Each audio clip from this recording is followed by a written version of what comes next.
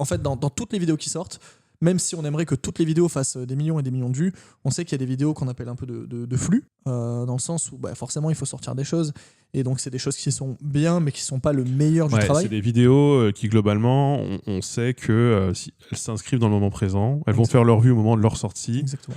Mais d'ici, on estime souvent 30 jours, hein, c'est un peu la durée nous qu'on prend. Au bout de 30 jours, on considère qu'elle a fait quasi l'intégralité des vues qu'elle ne fera jamais, à moins vraiment d'une surprise, hein, ça peut arriver. C'est ça. Parce que ce sont des vidéos qui sont plutôt considérées comme des vidéos de flux, là où les vidéos de fond, ou les vidéos catalogues, c'est aussi un autre terme qu'on peut voir, qui est notamment utilisé par certaines personnes. Je sais que Mr. Fox avait intégré ce terme, moi, que je reprends beaucoup.